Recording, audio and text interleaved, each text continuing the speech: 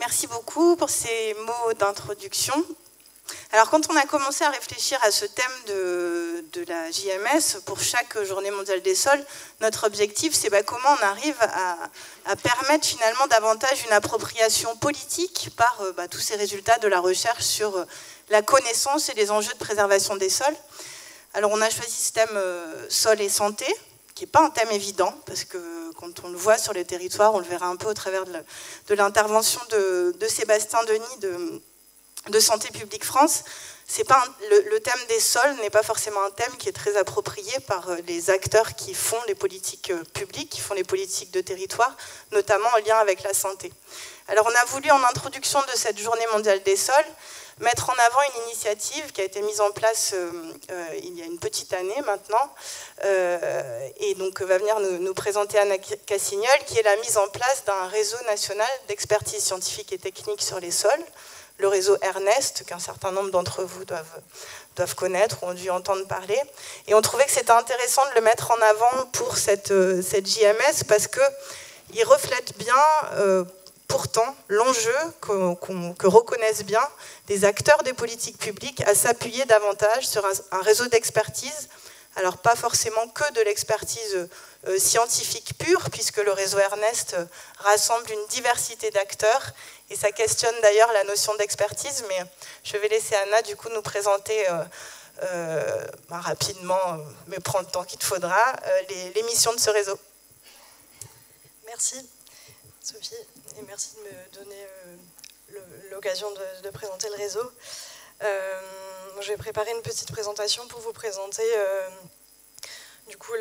ce réseau, son périmètre, les rapports ou constats qui ont mené à sa création et sa gouvernance. Et je vous présente très très brièvement des actions, mais voilà, c'est rapide. Alors, donc Ernest, c'est pour Réseau national d'expertise scientifique et technique sur les sols.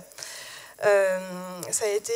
donc l'annonce de ce réseau a été faite en février 2016 par Stéphane Le Foll à l'occasion du Salon de l'agriculture. Et en 2015, donc 2015 c'était l'année internationale des sols, il y a plusieurs rapports qui sont parus qui ont mis en avant le fait qu'il y avait besoin de renforcer les outils de la connaissance sur les sols et de fédérer les acteurs largement autour de ces questions. Donc ces rapports, c'est le rapport du CESE ou CESE, donc Conseil économique, social et environnemental, qui s'intitule donc c'est pour la bonne gestion des sols agricoles, un enjeu de société. Et c'est le rapport Agriculture Innovation 2025 qui fixe des objectifs et des enjeux prioritaires pour les acteurs de la R&D agricole pour une bonne gestion des sols. Donc, il y a aussi le programme des sols,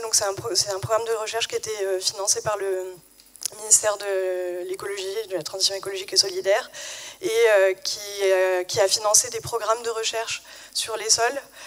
entre 1998 et 2016. Et donc le fait qu'il se termine en 2016, ça a aussi enlevé un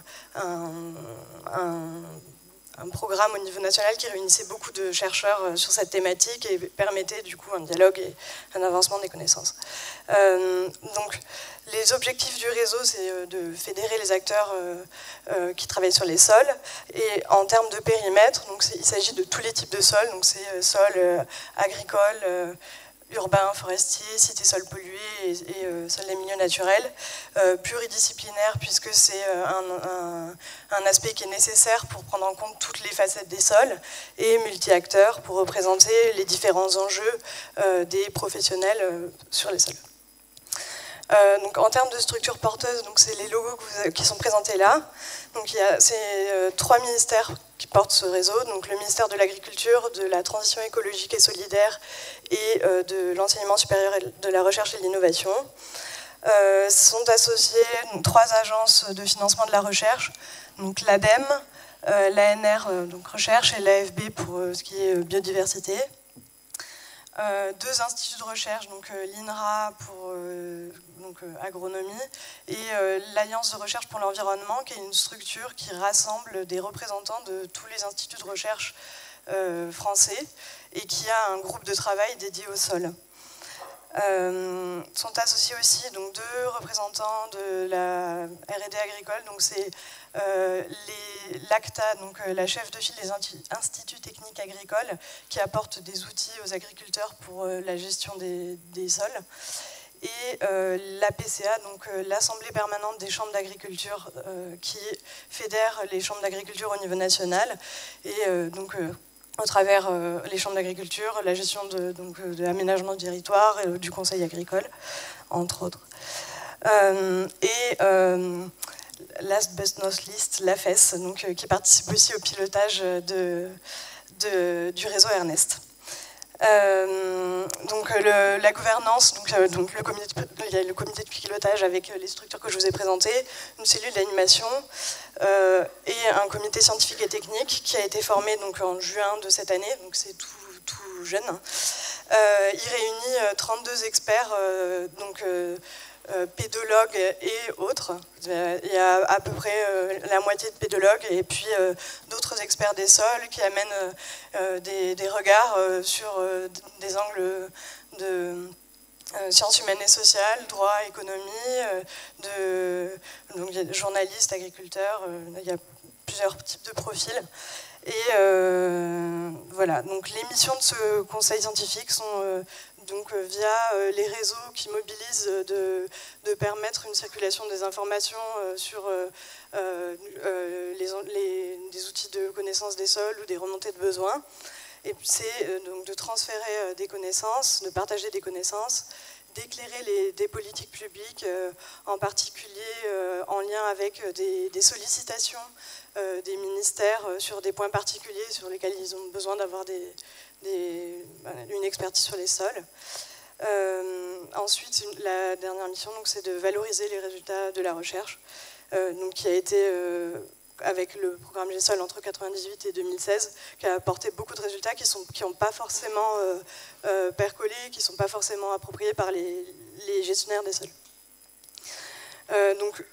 c'est la dernière diapo, je vous présente les informations que Ernest relaie. Donc c'est pour l'instant au travers des réseaux sociaux,